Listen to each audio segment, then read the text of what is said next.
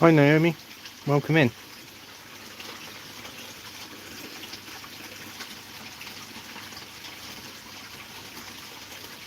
Hi there Naim, how are you? Welcome in.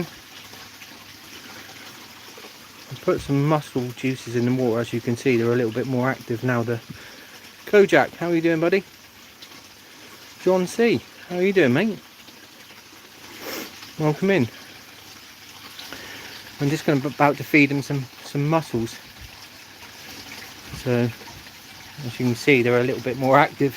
I've put a bit of the juices into the water and they've started going crazy already.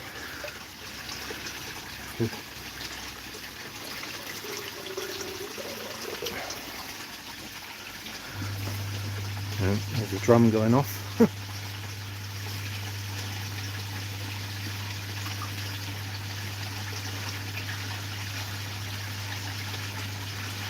There's the hungry one.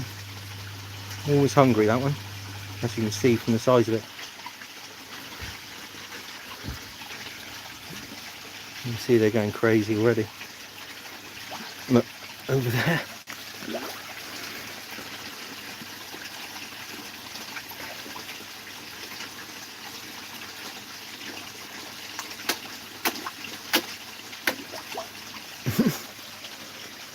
Like that one.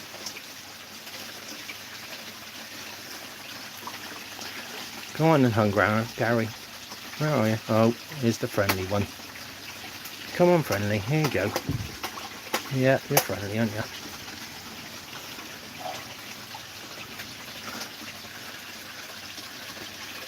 Fishing Billy, welcome in, mate. Is that Tim or Marina or both of you? Yeah. All right, all right, all right, all right. Calm yourself down. Calm yourself down. You get so aggressive sometimes.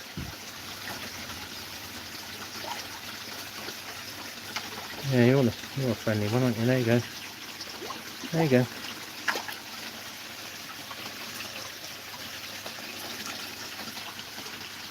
Oh, all right, all right. Don't have my fingers off.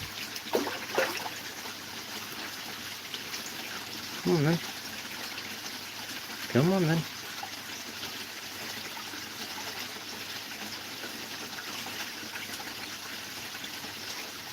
This is the first time this season that they've had mussels, so they'll probably get a bit excited. There you go. The big ones haven't come up yet. Hold them back. Come on then, Goshki. No, I want to know. Hungary will. He always does. Yeah, all right, Hungary. Yes, I know.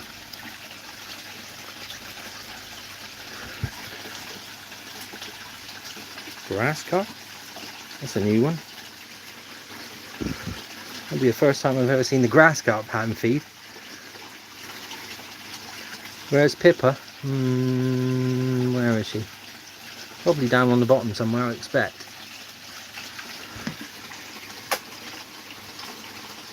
This thing's had 3 already. Oh, orange jade.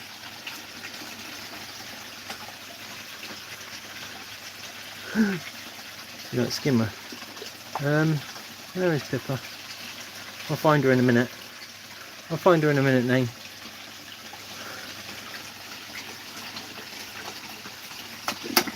Alright, yes, right, you can have my fingers. You're a pig, aren't you?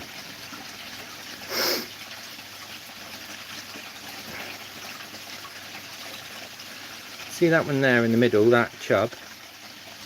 Yeah. If I chuck a mussel in, you watch how fast he goes for it. I'll get him to go round there. He's down there at the moment, that one there. Ready? He is lightning. That fish is lightning.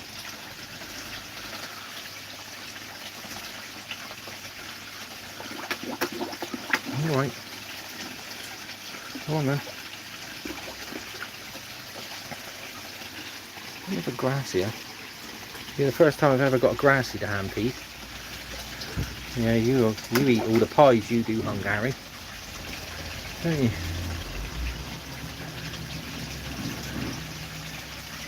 Look at you, Hungary. Oh, crashing.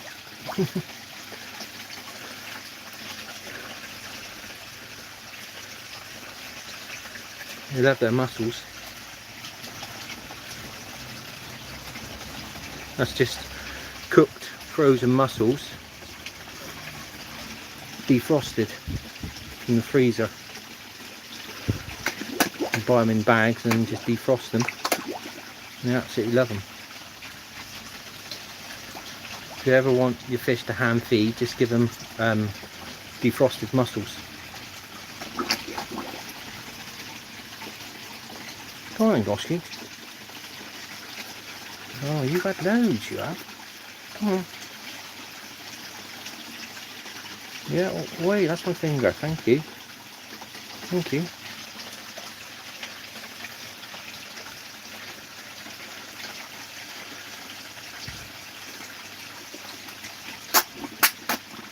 That's just a natural carp, that one.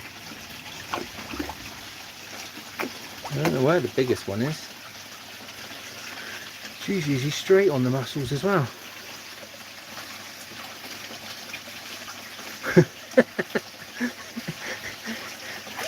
Yeah, mussels is enough, John. And their food that they get. We already had like blinking kilos of food. Well, not kilos, probably about 500 grams worth of food today. And they're still wanting more. The temperature is 19 degrees. Karashi's just kind of snatch and grab, hasn't he? Oh, hello, little one. You're a pig. You're a pig tonight, aren't you?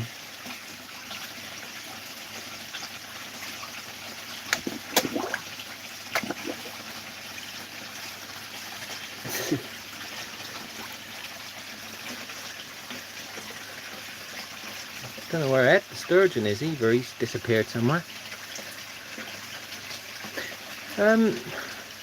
She just loves to sit around on the bottom, to be fair, Nate. Literally, Pippa just sits around on the bottom eating stuff off the bottom all the time. She rarely comes up, to be fair. When she does, I pick her up, don't I? So that's probably why she rarely comes up.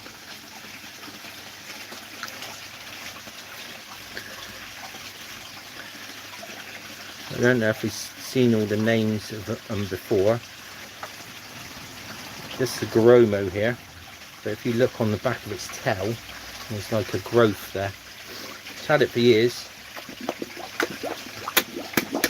That's a Kinki Uzuri, that one, the orange and black one. That's just a normal carp. That there is that red, black and white one there. Down there is one of the new ones. That's a shower. This is a Zaggy. Doesn't usually come up and hand feed very often. Sorry about that light. It's just a skimmer bream now and a chub. And you've got all these normal carp here, like that. They're just normal common carp. There's a couple of mirror carp in here as well. How many fish? I don't know. Koi wise, koi there's probably about 25, I expect, koi in here, something like that. I would, if I had took time, I'd probably be able to name them. Oh, here comes Big Mama now. There's a big mirror there. That one coming down underneath. But here comes Big Mama here. She's a big common carp. There you go. Look. But she gets very, very, very snappy. She'll literally grab hold of your fingers sometimes. But yeah, common carp. This is my friendliest one here. This one, look, you can pretty much lift him out of the water. Common carp, I've got four common carp in here. The biggest one's a female that would just come up to my hand then. And then there's a male in here. Then there's another two females, I think. So that's 4 commons, I'd say about 25 koi, and I've got a couple of rudd in there, I've got a couple of bream, I've got 4 albino grass carp, which are the long yellow ones, that one over there in the distance over there. I've got, and then I've got a chub in here, I've got a couple of bream in here, so I don't know, probably about 40 fish, something like that. But some of the fish have like, hello Mick, how are you doing, buddy? Yeah, rudd and bream in here, Kojak. There's a couple of rudd. I had rudd in here. I had a load of rudd in here at the start, but they all bred, and I just was infested with the damn things. So I literally got rid of them. Hello Jamie, how are you? They're just having some mussels, hand feeding some mussels.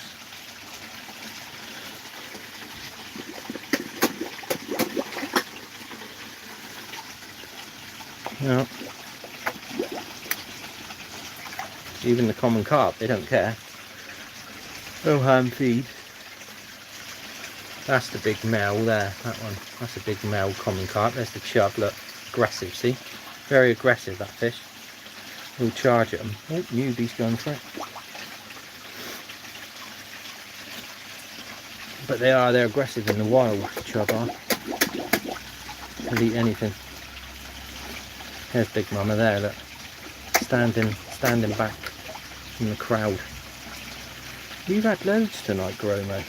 You're feeding yourself up. There's the friendly one again. Hello. Oh, hello, mate. That there, the yellow ones, that's a Yamabuki Ogon. That's a Goshiki, that one there. That orange with the sort of grey-white patch. Like I said, that one's a Zaggy there with the bluey tinge on the back with the orange belly.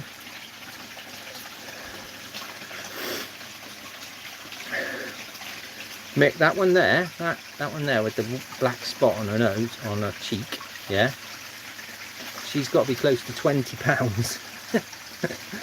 I ain't joking. You might not look it, but she's got to be close to 20 pounds.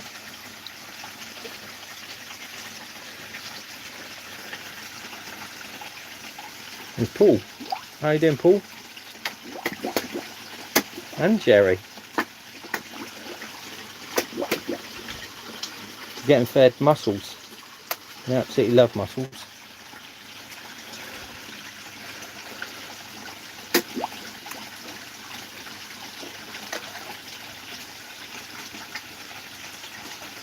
And Zaggy's very shy. If you chuck a load of food in there, she'd go nuts for it. You can get them a bit more excited. Get a bit of frenzy going on. But they do really love mussels. See, the new ones are getting excited. Still haven't seen Pippa yet, no. See, the real new ones are right down the bottom there, look, they just fall down. That's 5 foot deep water as well. Hello Mick, how are you doing? Thanks for coming in. Hey Crashy, welcome in, and Weird Wild Wonderful. How are you doing?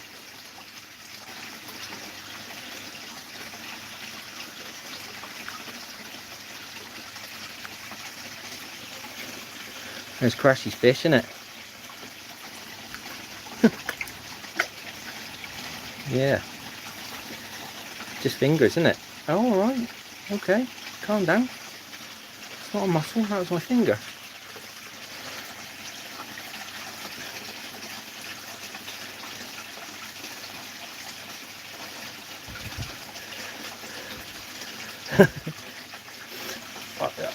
It's the risk of tiger nuts, any sort of nuts. You know what it's like with nuts. If they're not prepared right, and I just can't take that risk. Not in here. Not in a place that's like, you know, they're my pets. They don't see hooks. They might see rigs, but they don't see hooks.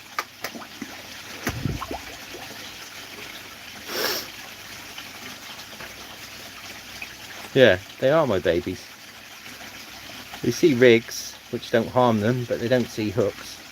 This one's been well greedy tonight, hasn't he? You've been well greedy.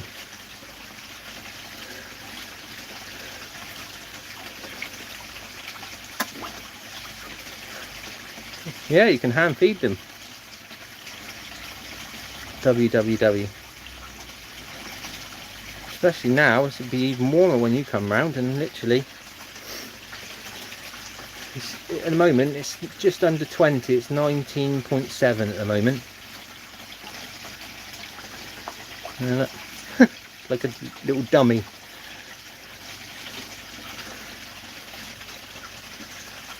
Oh yeah, I knew you would take that. Won't come and eat out my hand, but you'll take one that just sinks instantly, won't you? Alright, Crash. How are you doing? There you go. They've had loads of food today. That's why, look, I'll come back.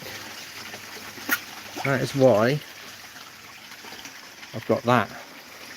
That goes up there and pins across to there over there.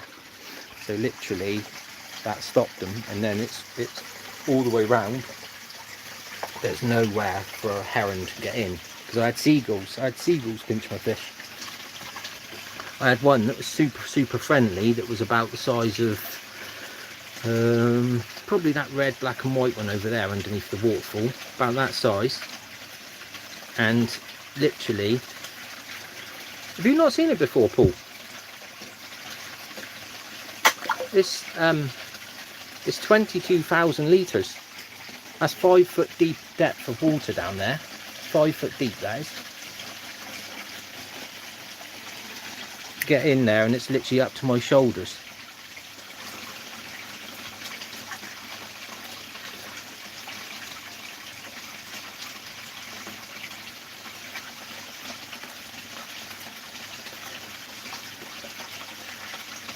That one over there, that goshiki there, black, red, freckly one coming towards me now, that's nearly 60 cm. That is.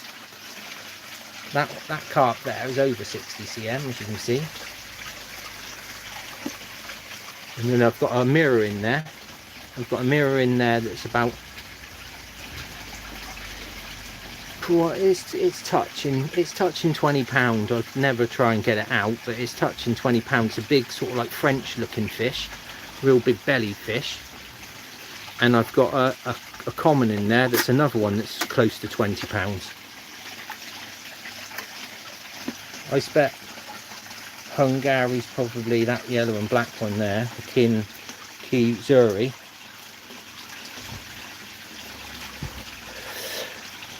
Play with the ball. What, like dolphins? you may joke, right? But I used to put food. I used to hang. Oh, how you doing, KD? Paul? How you doing, buddy? You just went live to just hand feed some fish. Yeah, you may joke, www, but I put half a ball in there, like a plastic ball, and I used to fill it with food, and they would bat it around all round the thing to try and bash the food out. That was the chub there. And try and get him to dash at it.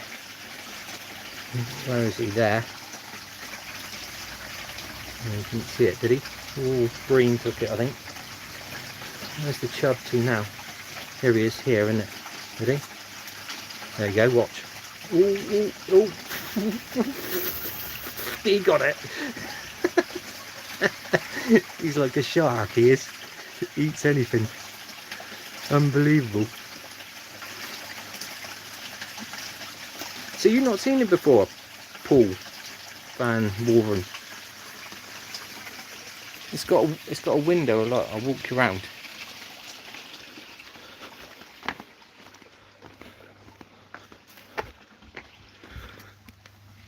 There's a different view. It's a bit murky because I've been feeding the mussels.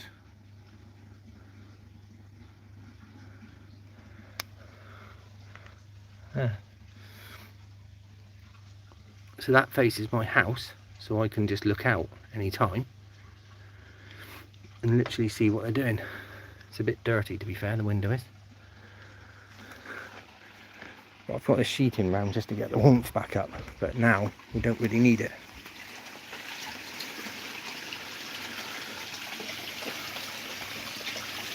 Yeah, look, it's starting to make the water go murky now. Nothing that the drum won't handle though.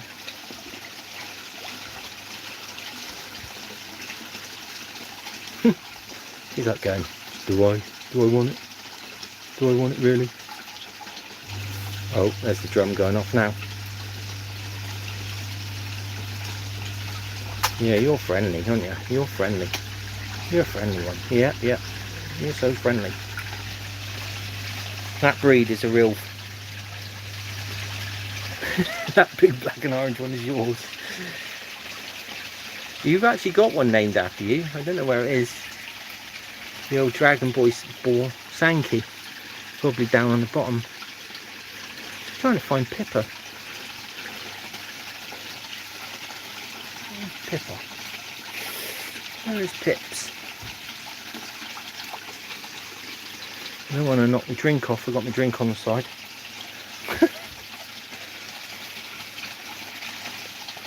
Yeah, they are like puppies. Oh, God, that's a crazy cat. They are like puppies. Look, it's just like any bits. Some of them will just mop up all the bits, and then some of them will just come up and eat out your hand. But as the water warms up, the more they'll be, the more aggressive they'll be, the more will eat out your hand. See, look. But they absolutely love mussels. Crab sticks is another good one. Crab sticks, you can feed them crab sticks. But they won't ever get full up with mussels. They just literally eat and eat and eat. Prawns, pretty good, but prawns are expensive. Mussels are a little bit cheaper. There's a bit of a prawn. That was in my mixed fish bag. That, and I'll grab it, but it's wrenching it. Give it to me, Dad. Give it to me. That's what I do to you, Crash, when you get in there.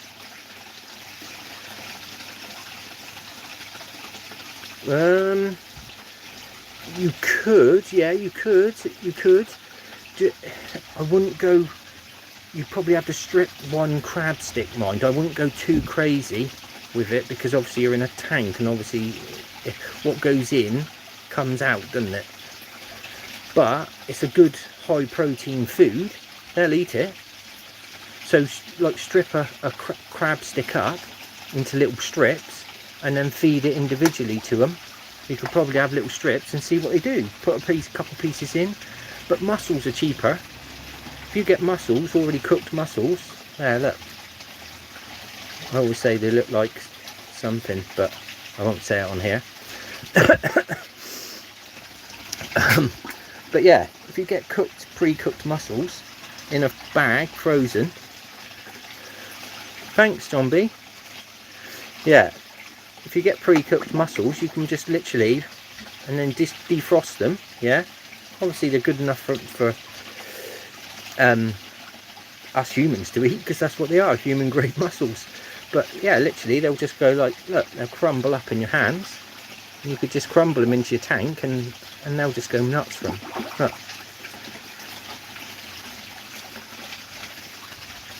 Sometimes I just get the whole dish and just smash them up and just chuck them in there, just to let them all have a bit and all go crazy for them. But see some of the new ones are getting involved in. That's a new Sankey, that one there. That's a new Showa. That Karashi, as you've seen in the net, is about 55 centimetres, that one. So over ½ metre long, that one. Probably a bit bigger now. That bloody light, I hate that light. Noise. Need to change that.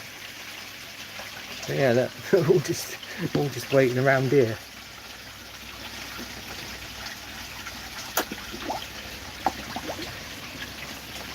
Even carp will get friendly. If you do it enough, they'll get friendly. But this is the first time they've been hand fed and fed mussels this season. so they'll only get more and more. Hello Keely, thanks for coming in.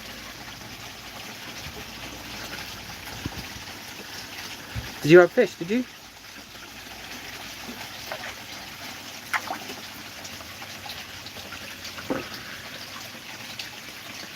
Hello Zeppy, thanks for coming in.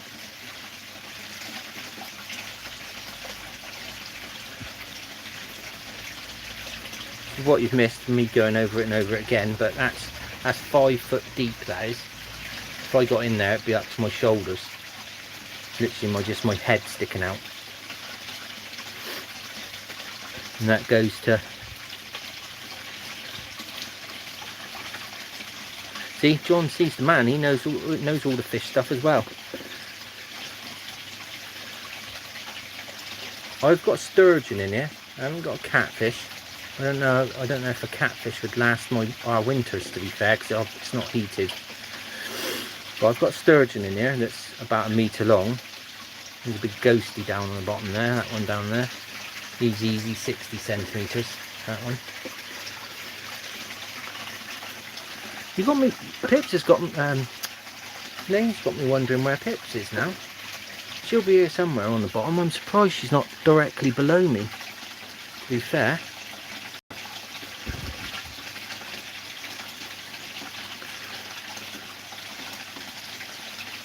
Unless, oh, there could be that though. There could be that though name. Pips might be. That's my new little goshiki there. Mark Gardner lineage, that one. That little one down on the bottom there. That bloody light, I hate it.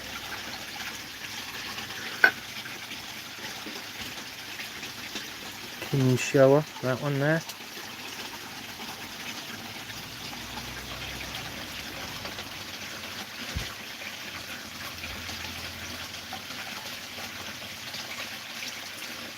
Right there is a Chiba right down the bottom there, that one with the like autumn colours on it, autumn brown on it.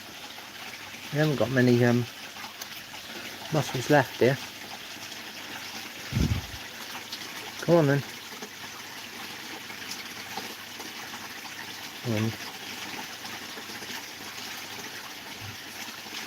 Well, you're full up, are you? I'm surprised. That chub really wants it. That chub is like eyeing it up. You got it on your big screen.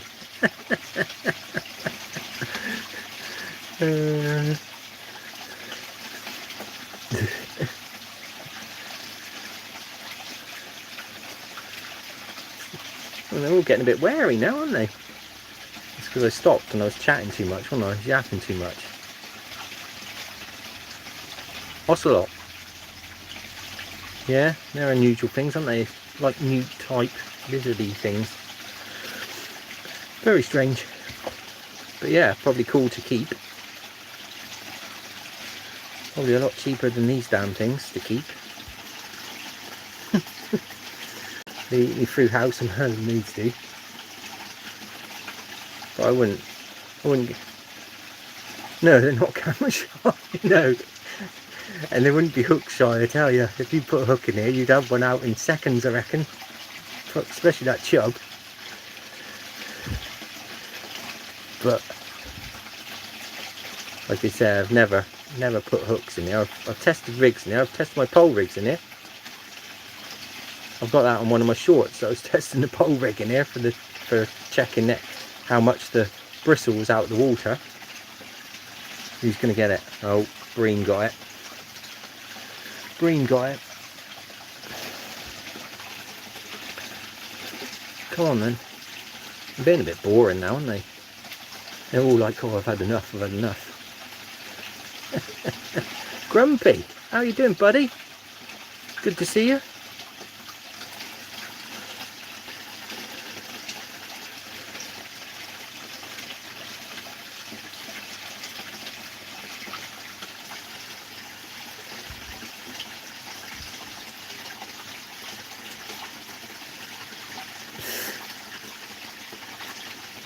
On then. Yeah, you're a snatch and grab one, aren't you? That's it for the mussels.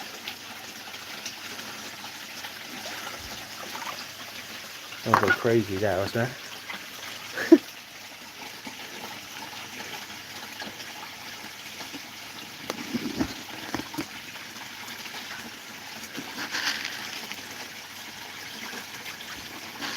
But if anybody's ever in the area, then just contact me via on the YouTube, and literally you can pop in and see them. I don't mind. This time of year, people can get in as long as they haven't got like perfumes and aftershaves on. You'd have to shower first, but yeah. You're on the bank fishing, are you? What are you after, Grumpy? Bass. Hence the name right there. But look, they're sort of like, oh, it's just back to the normal food now. They're not so, not so happy about that.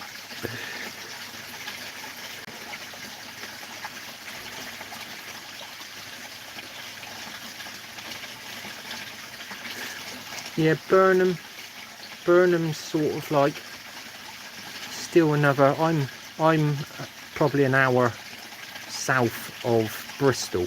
I'm down in a place called Yeovil in Somerset. Cider country. There's the Clashy down there. There is the fish named after Clashy. Well, there, that one there.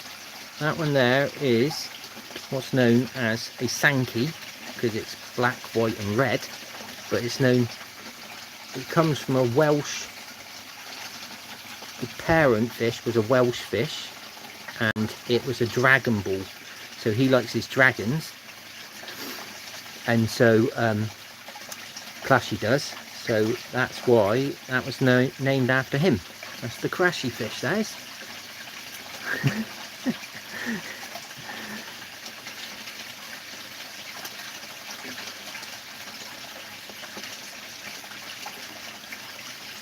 But they're all, look, now they're boring, see, look, they're all just boring, eating the boring food that they get every day. They're not so excited now. When I poured the juices of the mussels in, they were just all like bouncing around on the surface, waiting for it to go in, and it's the first time it's been in this year, and they smelt it and knew what it was, and they were going crazy for it.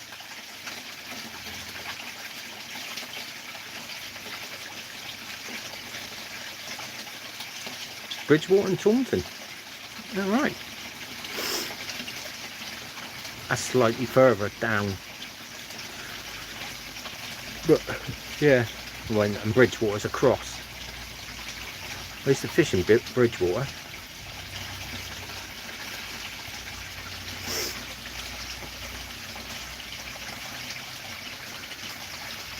Yeah, look, they're all just milling around now.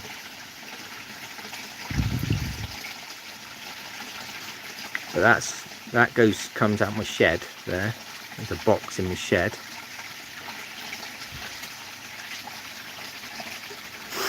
There, that's a backy shower over there where that water's coming out. That goes up above the roof, but I'm changing this roof this year. I want to try and get a bit more light into it and create sort of like a polytunnel to keep more light and more heat in when it comes to the winter. Then the heat should have stayed in there from the summer, and so it won't drop so fast in the winter then. But it's hard to show it in the darkness. Obviously I've got like 3 spotlights, as you can see. That annoying one that reflects on the water that I'm going to have to change. There's actually a colour changing one, and you can see the purple on the waterfall. There's a colour changing one. When I turn off the spotlights, that one goes all day long. But yeah, there's 2 bottom drains. One is over in that L over there. I'll zoom back out. One is over in that L, right pretty much in the middle of your screen. You can't really see it. because the water's gone a bit murky. And then there's another one over there by the window where that pipe goes down. You see that pipe goes down, and that's where bubbles come up. There, down in there. And they both go to a over into the corner there, out behind the roof. And then over there is a big drum filter that takes out all the mechanical waste. And then literally it goes to a moving bed, or some of the water does, and the other goes to another pipe that I've recently put in that creates a bit of flow over in that corner there, but I've still got to mess about with that one a bit. It was too hot today to do anything. And then it comes out obviously at the backy shower over there, and then it comes out at the box over there that's in the shed, which has got a load of other media in it as well. So literally whatever you put in there food wise, there's a little rud. It's just for Kojak. Look at that little tiny rud. That's one of bread in here, that is. That one literally bred in here. That's last year's spawning. That is. There's the crashy fish down there, right in the middle there at the bottom. Hello Kev, welcome in. What you call? Yeah, couple of decent fish. I chucked them in here, keep them going. To be fair, Nick, it's not. Literally, I was explaining it to WWW for a tank. Really, it's just straightforward. You need mechanical filtration first. That's your first port of call. So you take out all their big solid waste like shit. You know, you get rid of all that, yeah? So you need that first of all, whether it's sponges, whether it's floss, whether it's brushes, whether it's a drum filter, screens, sieves. They take out your mechanical filtration. But when it takes it out, it puts chemicals into the water, ammonias, yeah? And then them ammonias, your beneficial bacteria feeds off them ammonias, yeah? Which then they turn it into nitrite, and they eat that as well. And then that gets turned into nitrates. And things like plants, obviously like there, look, and you see the plants are thriving. There's another big lily over there. That turns into nitrates, and the plants consume that. So you just got to have that full cycle, really. So once you... Hello Cindy, how are you doing? Good to see you in here. I've just hand fed them and you've missed it, I'm afraid. I don't know if they will come to my hand, but they were hand feeding on mussels. Oh yeah. Still thinks there's mussels there.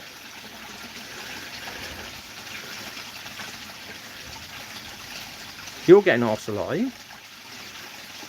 Wasn't Keely saying about ocelot as well?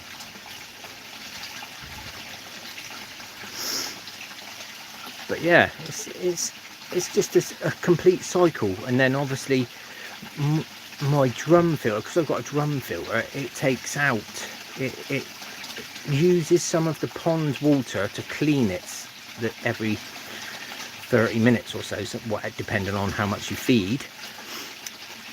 So I have to have a top up going back in, which goes through like carbons and charcoals, which takes out all the chlorines from our tap water. So, but it's just constantly trickles in.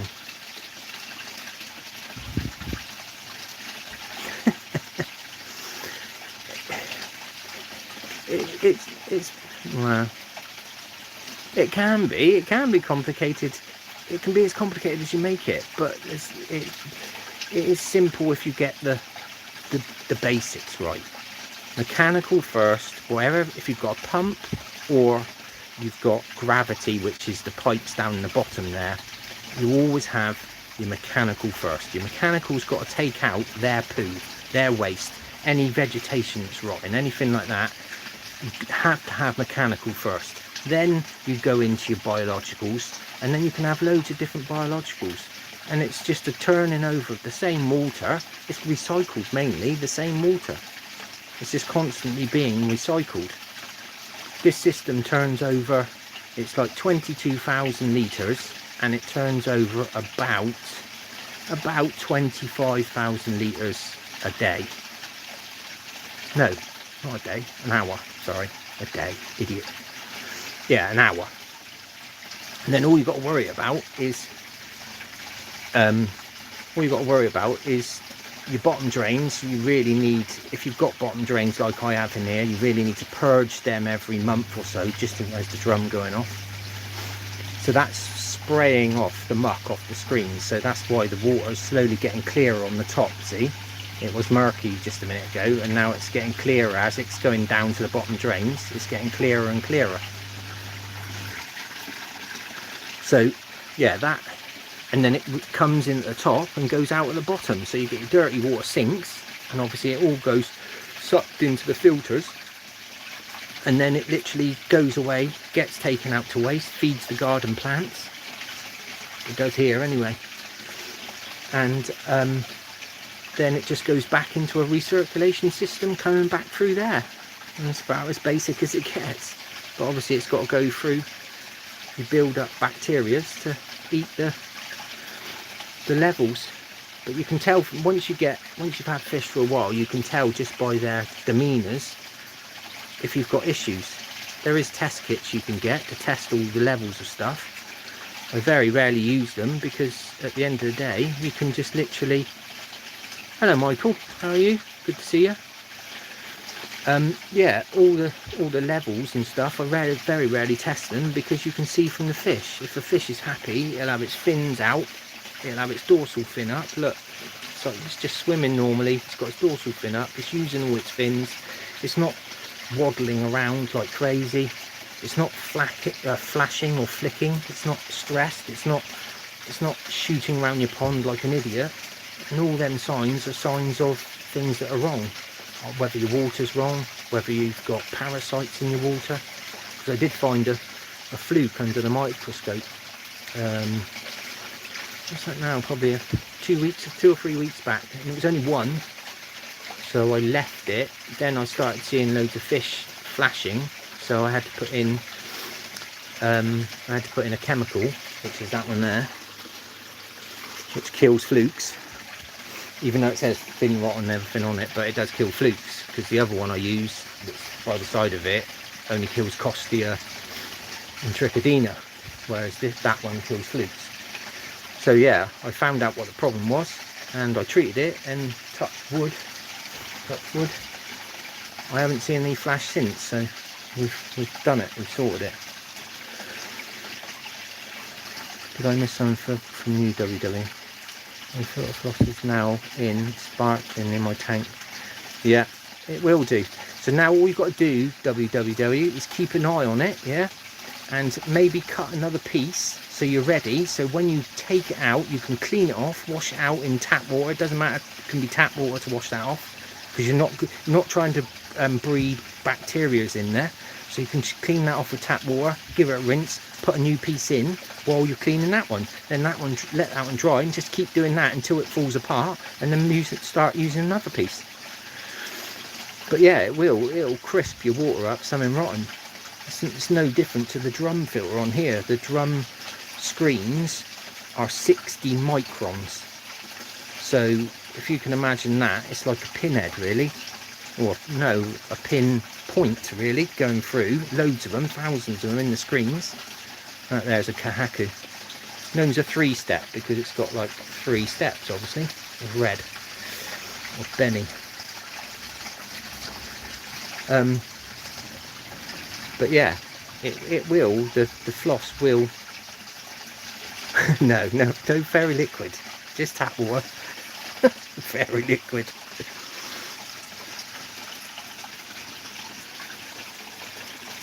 See that one there, Michael? Yeah, that, sorry about that light, but that there, she's about £20. I've had her for about 17 years now. I'd never risk getting her out.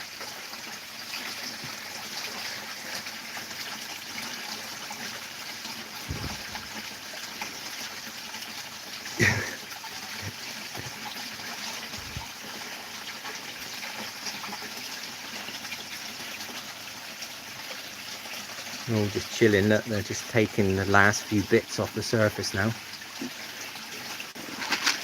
But this is just a mixture of different foods that I feed them. It's a mixture of various pellets. It's nice to see some fish for a change, yeah. But yeah, it's just a mixture of, some of them are actual fishing pellets there, little coarse pellets and stuff like that, but I've got like loads of little garlic granules, another good thing to put with your food. Just literally pour it in with the food. Fish love garlic, and obviously it's good for the old parasite. Oh, there's Ed. There's the sturgeon there, look, on the wall. Came up to see me. That sturgeon's about 1 metre long. I've given them dead maggots. I wouldn't ever risk giving them live maggots, but they'd probably be alright.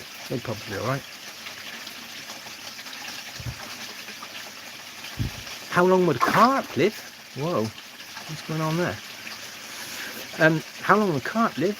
They live years. Koi, there's some koi have gone over 60 years. If you look it up, over 60 years. I think it might be in records of 80, but don't quote me on that.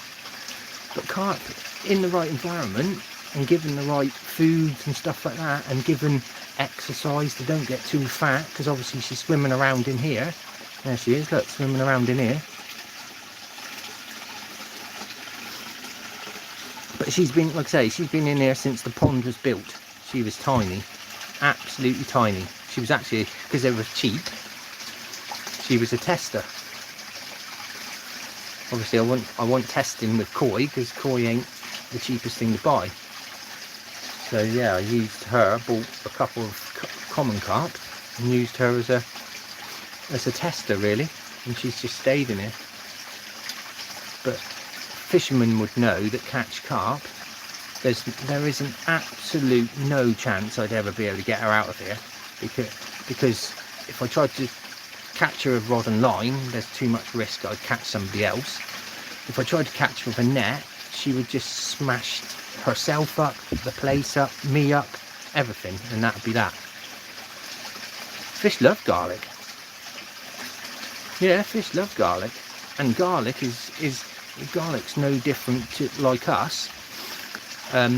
Garlic, because most of the parasites live off their blood, garlic is in their blood, so it doesn't prevent parasites, but it helps them choose maybe a different host. But obviously if you've got a fish pond full of fish that all like or all eating garlic, then the parasite's going to go on something, whether it's got garlic in its blood or not. But garlic is a great, if you look at a lot of the koi health foods, garlic's in most of them. Garlic is a great additive to add to anything. Fish eat cucumber, yeah, they'll eat cucumber. They'll eat a whole lettuce, they'll eat Savoy cabbage, they'll eat peas, they'll eat pretty much anything you put in there. Carp will. No, I can't say I have. I don't know what the shells would do. They'd probably love it and they'd probably eat it, but I don't know what the shells would do in my filter. I think they'd probably trash it. So I put sweet corn in there before, and sweet corn shells literally trashed my filters. You know what sweet corn's like. You get that skin left, and they trashed my filter, they did. But I've chucked chicken, like barbecue chicken, when I've been doing a barbecue here. I chuck the bone in there, and they'll race around with the bone in their mouth, stripping it of every single last bit of meat on it. And then you'll pull it out, and it'll be just like bright white. Literally, they've stripped it of all the flesh off of it.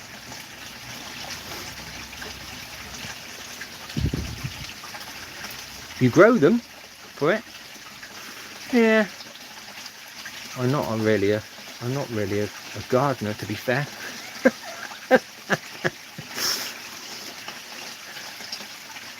The only thing that benefit that comes from this pond with the with the fish and the waste is I put all the waste muck that the drum filter comes out, I filter that and put it in my composter, and it makes great wormery for me fishing. So I've got a perfect wormery all year round pretty much. See it's over in the corner there. But yeah, literally the worms absolutely love the waste from fish. If you've got a filter that's really dirty, you'll find worms in it. How they get in there, I do not know, but they get in there. There's a rudd there, look, golden rudd, that one. And there's that little rudd again.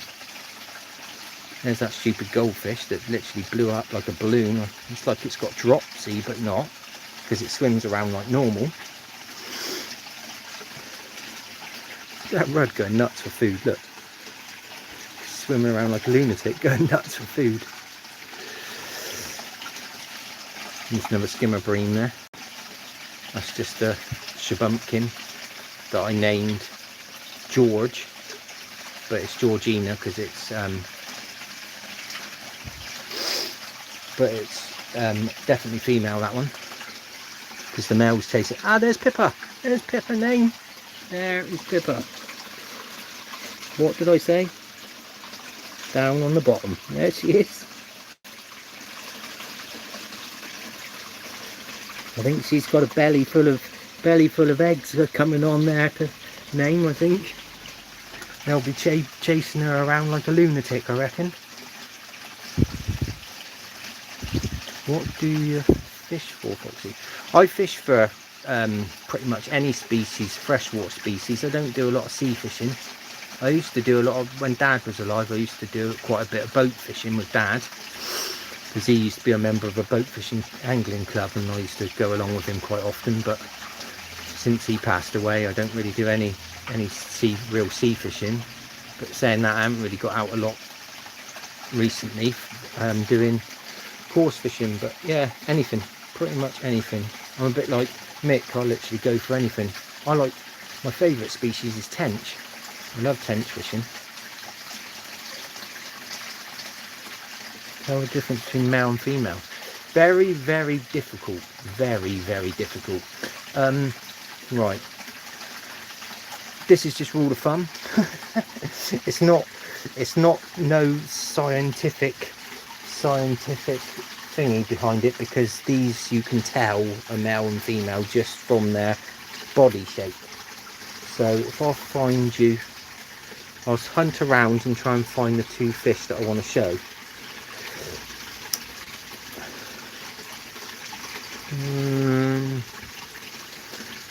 See that carp there, that one there, brown one there, down low. From its body, it's very rounded. Its pectoral fins, which is fins just behind its head, are quite small. So it's got a rounded body, and near the back end of them, females normally are quite fat. So this time of year they get a bit eggy, like lemonade there, look, got a belly. That one's got a bit of a belly, that carp there. And then a male is like that one there.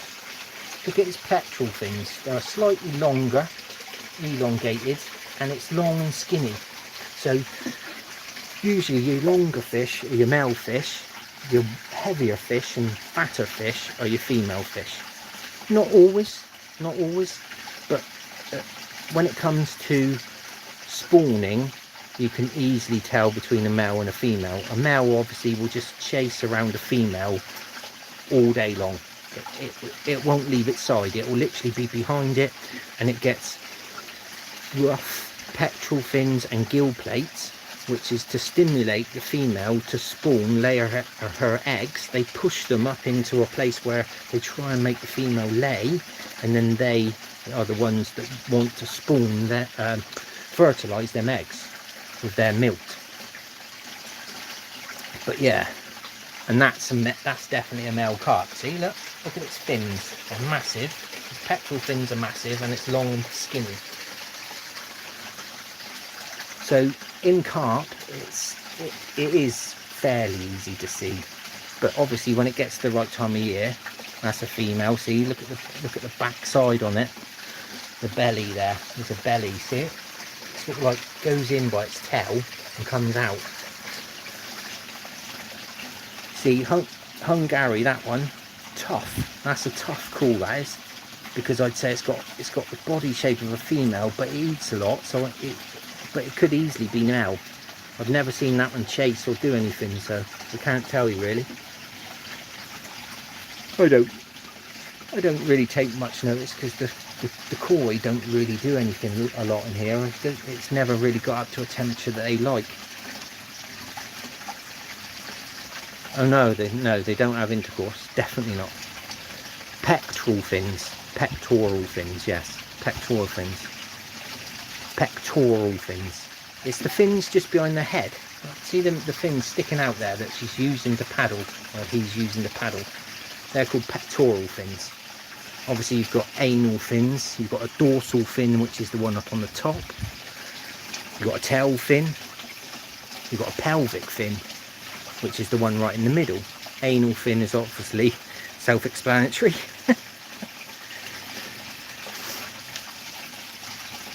They can put them in to obviously like shoot like a torpedo. What are you doing?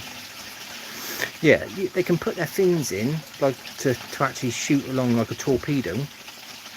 Yes, that's right, like pecs. That's what their pectorals. So they're all about where they would be on a human being as such. That's how they're named. But yeah, it's just they can. I got an anal fin. Oh my god! How funny!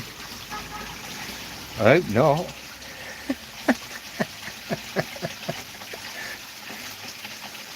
Is that called a pile? Trigger was asking earlier. I'd say there's about 25 koi in here, roughly, about that.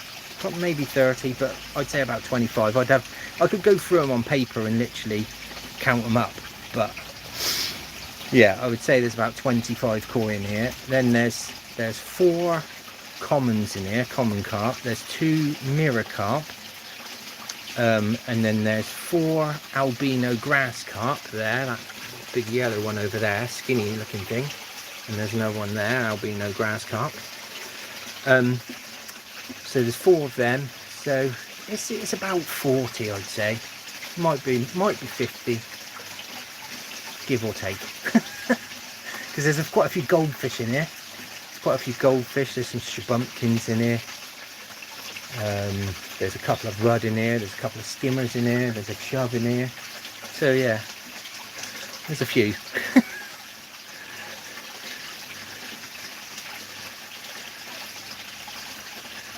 Prawns for sale. Yeah. Some of them fiberglass ones that you can buy the molds, you can get them to quite a size these days. This was all built. I built this by hand.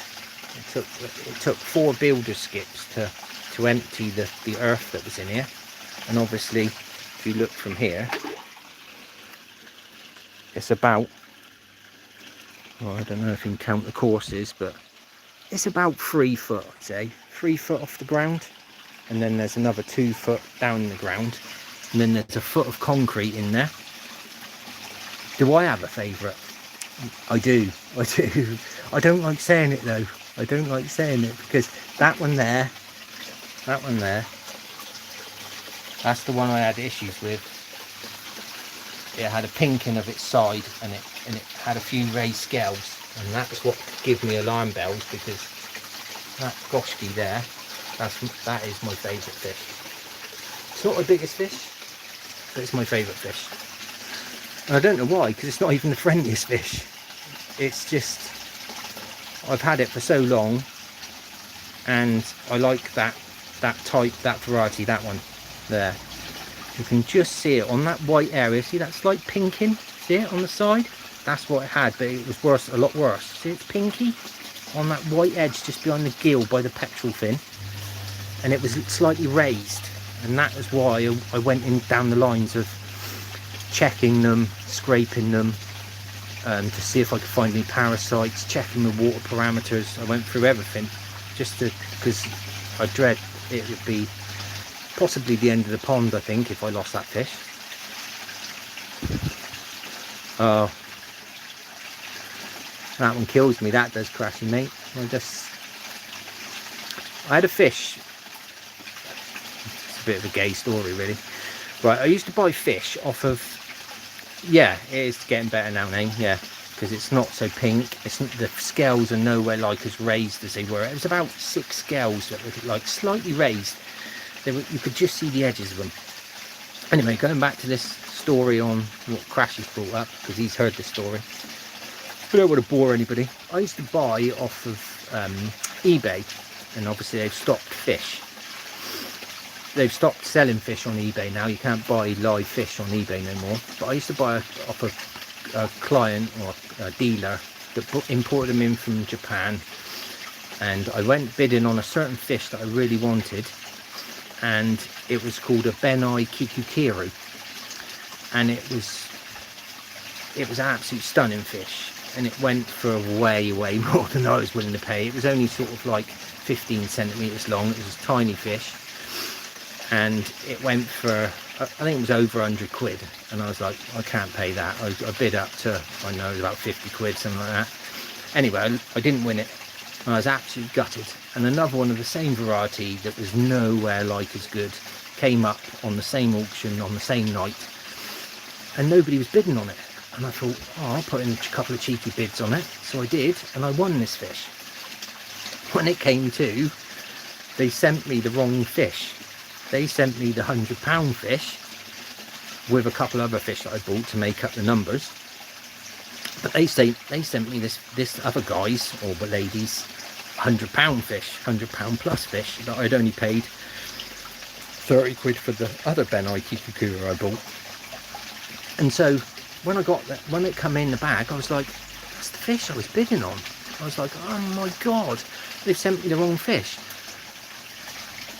Yeah, it was over 100 quid for a 15 centimetre fish. 15 centimetres, that's all it was. They go into the thousands. You could pay thousands for them.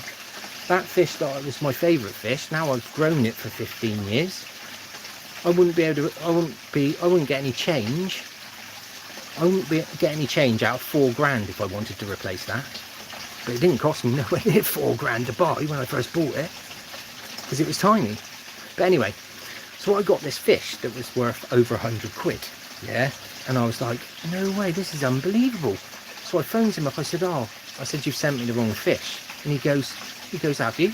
Have I? I said, yeah, you sent me the wrong fish. You sent me the fish, this other gentleman's fish that was £100. And he went, oh, I have to look at that. He said, well, anyway, biosecurity, you've got to keep that fish. I can't have it back. I was like, you're kidding me, aren't you? I said, what's the bloke going to do that he's paid £100? He said, well, I'll have to sort him out and sort him out another fish. So I got this fish, and it was a show winning fish. It was a show winning fish, and it was so friendly. I could literally, it would come up to my hand and I could pick it up out of the water and literally pick it up out of the water, and I could just literally view it. It wouldn't panic, and I could put it back in. It was absolute stunning. It really was. I named it and everything. I had it for about 3 months, something like that. And I went up the shop in the middle of the summer to get an ice cream. It was only sort of like 10 minutes up the road. Walked up the shop, said to the missus, oh, can you keep an eye out? She went in, and literally I'd left the net down and the other net up, and by the time I come back, the seagull had eaten it. I was devastated. It was nowhere to be seen. I looked for about 3 days and it was nowhere to be seen. Yeah, look. There on its side there. That light's pain, but just on its left hand side, it's like slightly pink. Yeah. Damn seagull. That would have won shows, that fish. I was absolutely devastated. If I still had that today, that would have won koi shows. It was stunning. It'd have been worth probably 10 grand. Gutted. But then That's what happens, isn't it? That's what happens when you get friendly fish. Sometimes, if you get too friendly a fish, that's your downfall, because a heron, it thinks that it just thinks a heron's a human being. It thinks a seagull's a human being standing there waiting to feed it, and it comes up and then it goes, thank you very much, and it eats it. So it's all right having your fish friendly, but if you're gonna have your fish friendly, definitely have nets or some sort of protection to stop predators, because cats as well. If a cat walked up onto the side of the pond and your fish were that friendly, then a cat would just swipe at them and probably cause enough damage maybe to kill them. It's just the way it is, isn't it? I don't like all this netting and that on there. I've hated it ever since I've had to do it, but I've lost so many fish to seagulls, it's unbelievable. So many fish before I even realised. Yeah, it is like a fort. It is now. It is now. Yeah, we don't get in there now.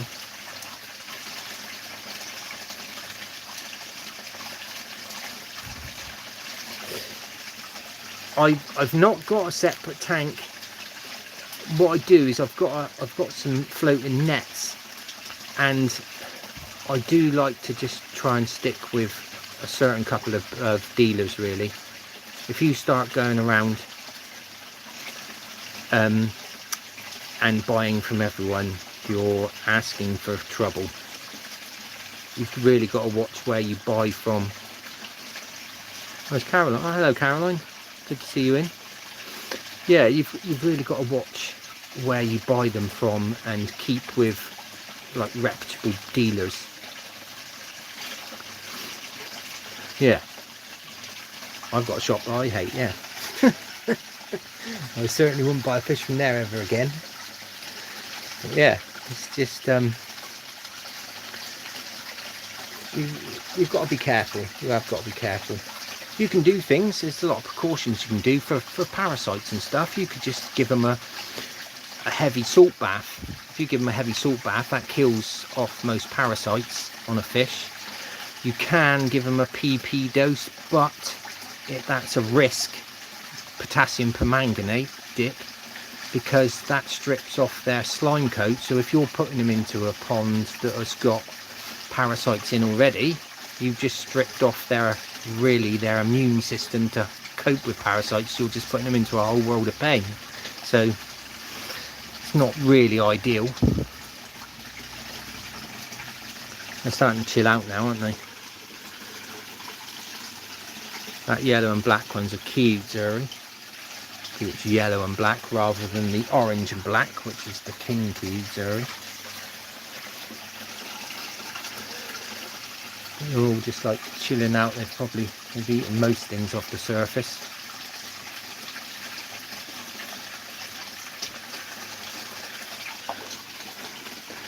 You missed them ham feeding, Caroline. Oh look, they still think there's mussels going in. I don't know if I can get one to come up. That little rut.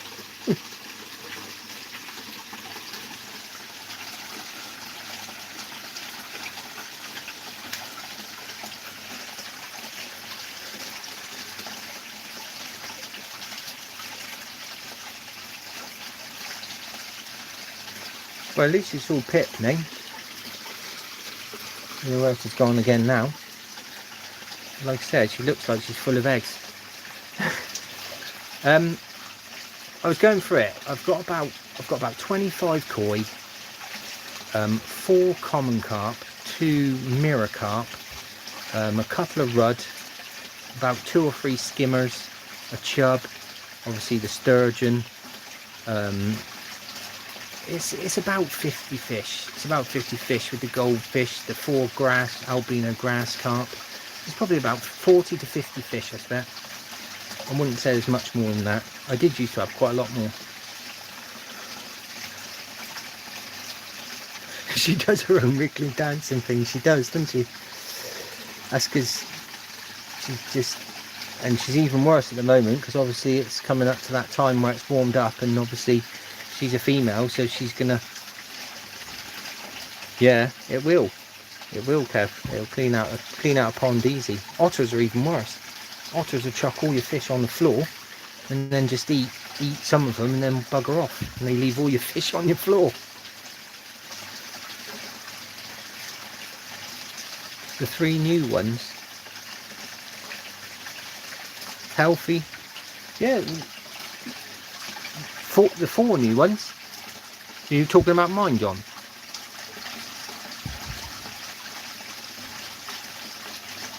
Yeah, Cheerios for afters. They love Cheerios. They absolutely love Cheerios. Crazy for Cheerios.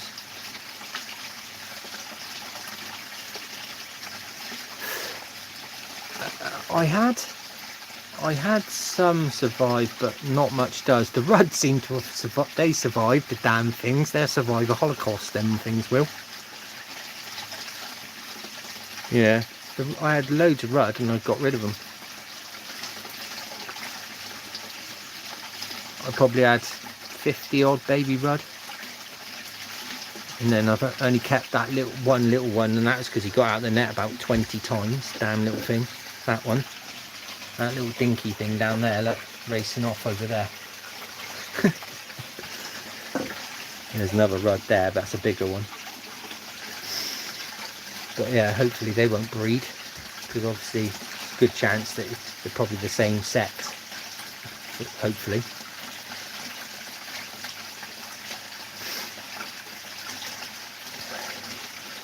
Yeah, they probably would like Cheerios. I don't know if I can prop it. I don't want to go in.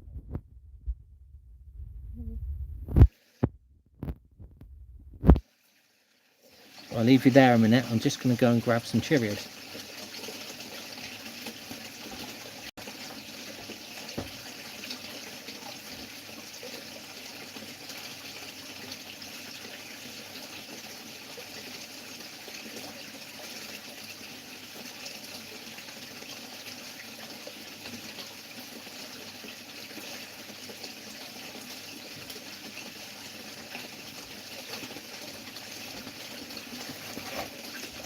Back with the Cheerios.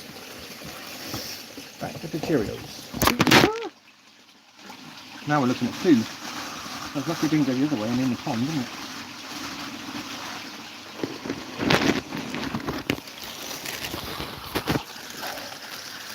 Right, let's see. The thing is, they've had loads of mussels and they've had other stuff. They do like their Cheerios. Now they proved me wrong, what's that? Oh, that was Ed over there. And if you saw him over on the far edge, his tail come out of the water.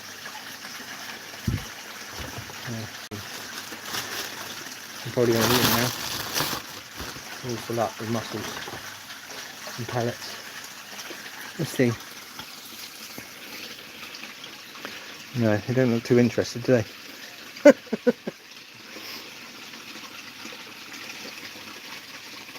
My giggles. Yeah, I giggle too much. And I've noticed doing these lives I sniff too much as well. I don't know where that's come from.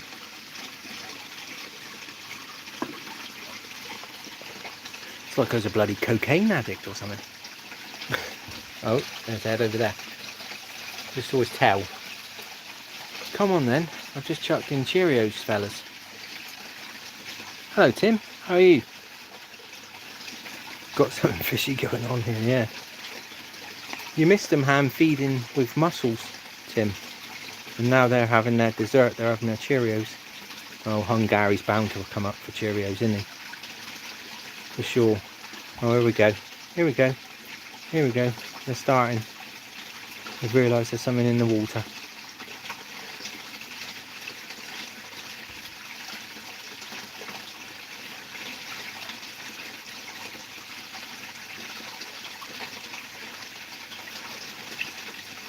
There you go, look. They absolutely love Cheerios. Because a lot of the foods... Yeah, quite a few of them are named. Quite a few of them are named mainly off of like their varieties. But yeah. But that one there had to be Hungary, because it's just forever hungry. That one, as you can see from the size of it, it's just forever hungry. Doesn't stop eating. That fish just doesn't stop eating. Crazy.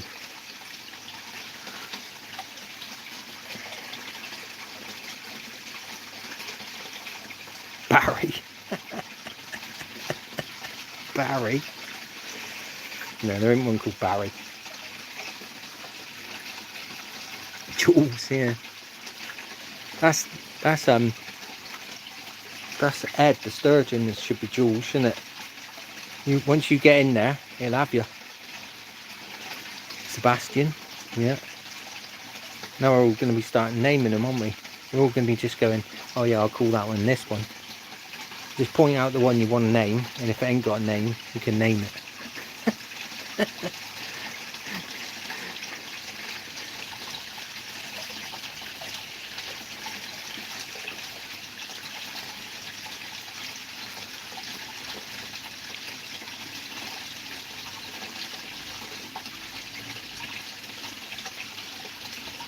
Yeah, you have got the fish sus, haven't you? They like it. They like that bit of sweet afterwards, because that's honey nut Cheerios as well.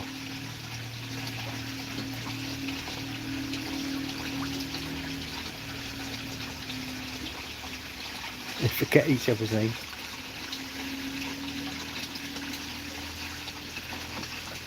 Everybody says that fish have got like a 5-second memory span, but that is actually a fallacy, because yes, they do go round in a tank, yes, they do go round in this pond all the time and probably not get bored, but I've seen fish in like fishable fishing waters that's really clear, where the water's really clear, and I've seen them. I don't know if anybody knows a stringer, but you can get it's like PVA string that dissolves, and you put your bait, say the third one down, and then you put 5 baits on a string, and the string dissolves and it leaves 5 baits, and your third one down is the one with the hook. Yeah, well, in pressured waters where the water's clear, everybody would be fishing the third one down. The fish would then go, oh, that's the one I'm getting hooked on each time. So they would take every single one by the third one down. So then fishermen had to change to the first one down. They'd catch them for a bit, and then the fish would go, wait there, I'm getting hooked on the first one down. I'm not going to touch that one. They'd eat all the others and not touch the first one down. So they have got a memory. They know, after being caught a couple of times, they know what one had the hook in it. Not by seeing it, just by knowing where it was. So they have got a memory.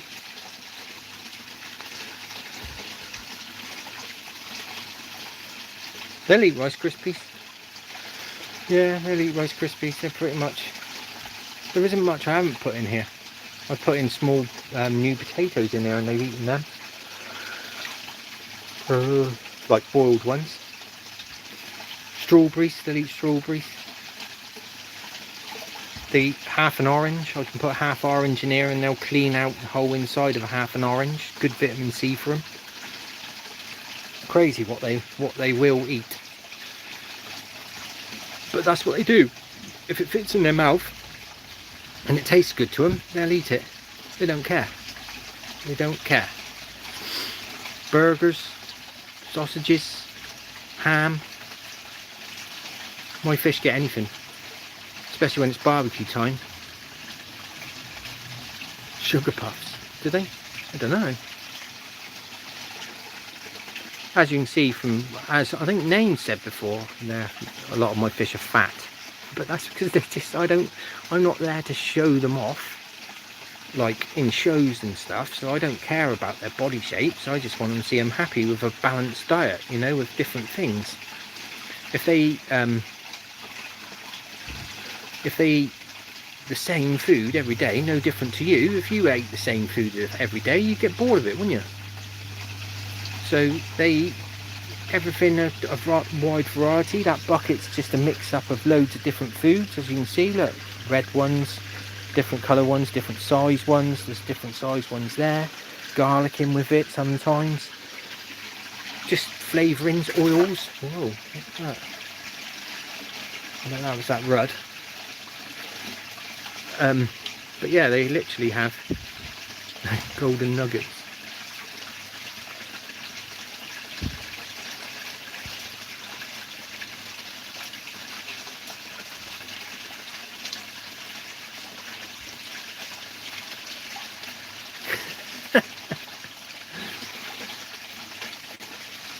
Ed will, if you get in there, Ed's very inquisitive.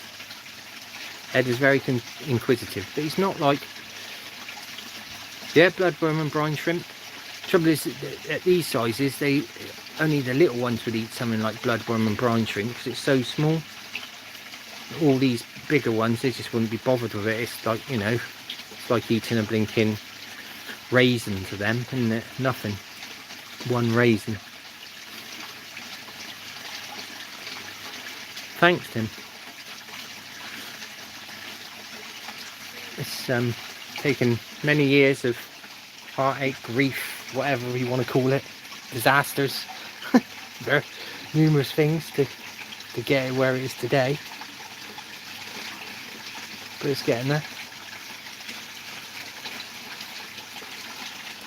Is that the rod again? Them lights are pissing me off. I'm going to have to change them. But this year, through the summer, this whole roof's going. I'm going to take all this roof down. It's all going. And I'm going to change it around a bit. I'm going to turn it into sort of like some sort of polytunnel. So they've got more light and sunlight and heat. Because at the moment, the water's 19.7 at the moment.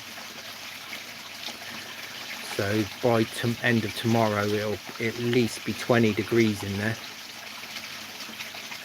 How long have I had the pond? I built it 17 years ago, I think it was now. I think it was about 17 years ago, Caroline. It took 4 builder skips. I filled them up on the front lawn. I had to wheelbarrow it all around to the front lawn and fill up 4 builder skips that were on the front lawn. And then obviously it's got a foot of reinforced concrete in the bottom. It's 5 foot deep. Obviously all the sides are, most of them are blocks on their side, breeze blocks on their side. Only where I've got a brick finished, like where I can see it, that's all got blocks on their edge and then a cavity. And then it's just, I fiberglassed it myself. And that was a nightmare, but yeah, I fiberglassed it myself. And then down in the bottom, there's 2 bottom drains, one over there, and then there's one over by the window over there. Obviously the window in the end. And yeah, they take the waste, all the muck that sinks, all the way over to the filters, which the filters are behind there. They're behind but you won't see them in the dark, so that's a thing for the day. There is a couple of shorts of my filters.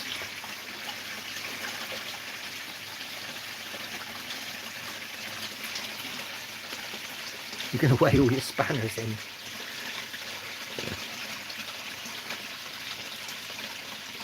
Be alright if they're gold, Clash. Golden spanners. You see all this food that's gone in, see it's starting to go murky. You can still see that fish down, that diddy little fish right down the bottom there. That one's actually called Alex.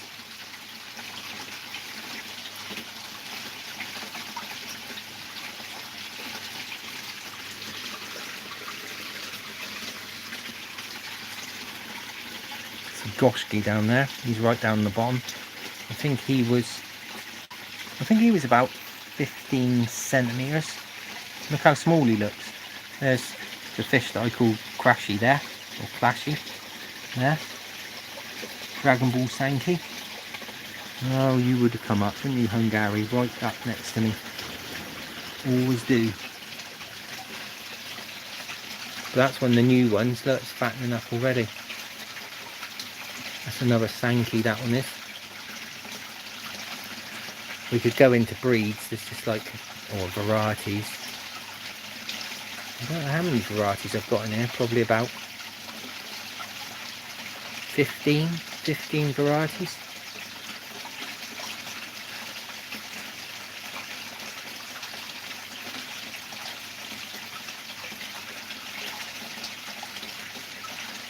And skimmers there, look.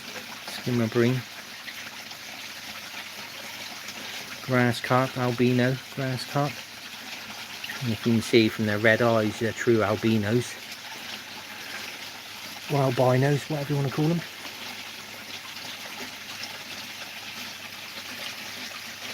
Koshiki. Goromo. That's a Showa, that one there. S-H-O-W-A. Showa. Which means a red, black and white fish. But it's crazy because there's other red, black and white fish. That other one behind it is a Sankey, red, black and white fish. But a Sankey starts off as a red and white fish, whereas a Showa starts off as a black fish. So they get things opposite way round. So that one there starts off as a black fish, and then the white and the Benny, the red, come up, whereas that one there, over there, lost it, there we go, starts off as a white fish, and the Sumi, which is the black, and the red comes up. And the only really way you can tell is once they've grown is most of the time a Showa has more black on it, has more bigger black patches, and it will always have black inside its mouth because it originated as a black fish, whereas a Sankey won't have black inside its mouth because it obviously never originated as a black fish, it originated as a white fish.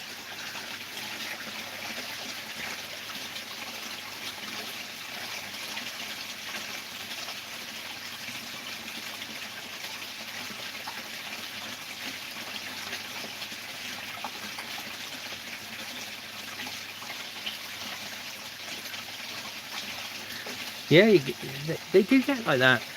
I don't know how it causes that, because like my big common in here, Kev's got a massive black spot. I'm sure John C told me what it was last time I went live, and it's something to do with like pigments or something like that, but it's got this big round circle black spot on its cheek, and it just appeared from nowhere. It wasn't there at the start, it wasn't there for its probably 10 years of its life, and then it just suddenly appeared. Weird.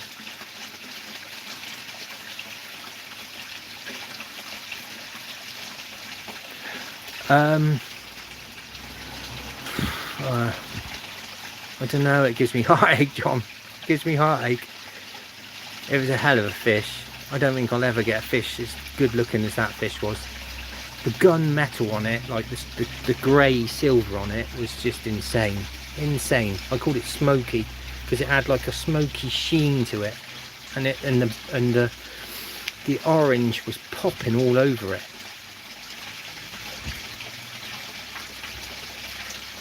And now hearing your voice, yeah, I don't like the sound of my voice. I play it back and then think, oh my god.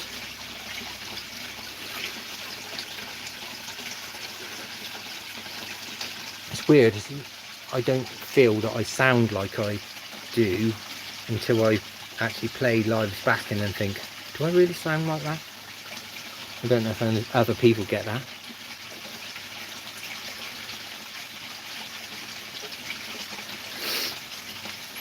Yes, I'm not sure, John. I'm not sure. I really ain't sure. I just, I think I should actually just leave it at that and not get another one, because of that one was just super special. I was trying to look for a photo of it. I've definitely got a photo of it somewhere, but if you saw it, it was just stunning, and its demeanour was just insane. We Somerset, yeah, Somerset. We come from Somerset. So the old cider. But yeah, it was an insane fish, it really was. I just absolutely gutted it, destroyed me when I lost it. Because like I said, it was so friendly as well, and it's always your favourites, the ones you name and stuff like that, that something happens to them. You were born in Yeovil? I was born and bred here. Yep.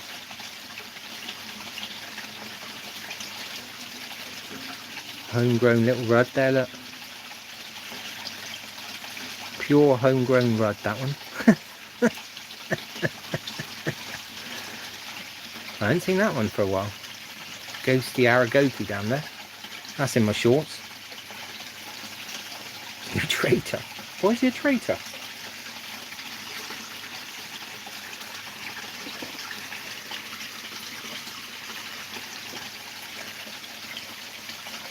See, they've sneakily gone and eaten all them Cheerios, haven't they? Look, they're all gone. They've just sneakily gone round mopping them up. We haven't really noticed or realised.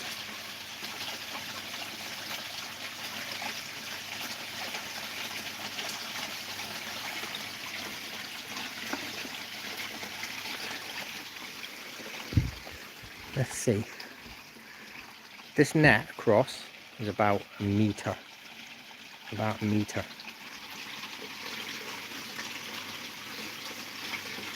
Crush, you'll be disappointed now, I expect.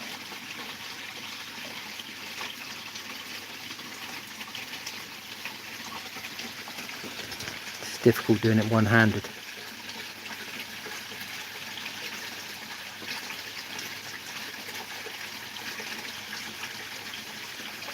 Yeah, you're getting away on you. It's very difficult doing it one-handed. I'm going to drop the phone. Hey, look. His name's still about. Pippa's the easy one to catch. You get Pippa up.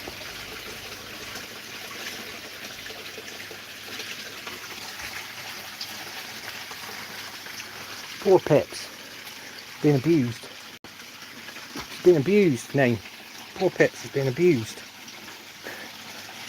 I can usually catch her with my hand. Here she is.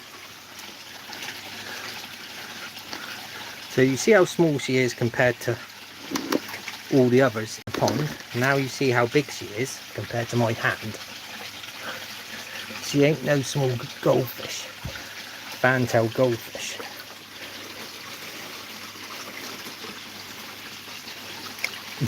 And she looks tiny in the pond. I think she's got some eggs, I'd say. Now her belly's quite big, but yeah, that's not no small goldfish. There's Pippa. That's Pippa, that is. She was in a friend's little goldfish bowl in their kids' room, and their child didn't want her anymore, and so they said, oh, could we have her in here? I said, well, I don't know if she'll last. I don't know if she'll last in here over the winters, because it gets down to sort of like 4 degrees in here. Let me go, Foxy. Yeah, she was. And I didn't know if she'd last, but she's lasted and grown massive. She was tiny. She was about the size, I've got a picture of her, but she was about the size of my thumb when she first went in. And now she's just massive. The only problem is she's female and there's quite a few males in here, so she gets absolutely pestered by the males every year. And they literally push her around till they nearly kill her. That's the problem. Because it is very, very aggressive the way fish spawn. You saw Pips, did you? Yeah, she got a belly full of eggs, I reckon. I reckon she's going to be spawning soon, and as soon as they set off that, you get that temperature change, and they'll set off the pheromones, and then literally the males just won't leave them alone until them eggs are out. They'll literally just chase her all around the pond until she releases them eggs. Crazy. It is quite brutal sometimes. I've been close to seeing fish, like female fish, nearly die. Yes. Yeah. They'll eat the eggs, they'll eat the babies, they'll even eat their own eggs and babies. If you left them in there, they'd eat their own eggs and babies. See you later, Tim. Thanks for popping in anyway. Right, well, I think pretty much everybody's seen what they wanted to see anyway, so, and more. And I've rattled on for way too long. Way too long.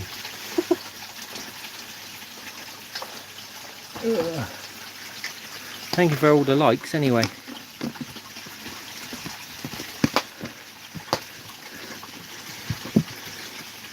Yeah, look, you can see where all the food's gone in. It's like literally the water's murky, but by tomorrow morning that'll all just be crystal clear again. So it literally all goes down the bottom drains, and then the drum filter will take all that out. Righto, I'm going to wrap this up anyway. I hope you've all enjoyed it, and I'll be back on again soon, I expect. And any people that missed the feeding with the mussels, I'll do it again, because obviously it's getting warmer and warmer, and they get more and more aggressive in their feeding the warmer the water gets. So take care all, and thanks for popping in. Thanks for all the likes. Thank you very much.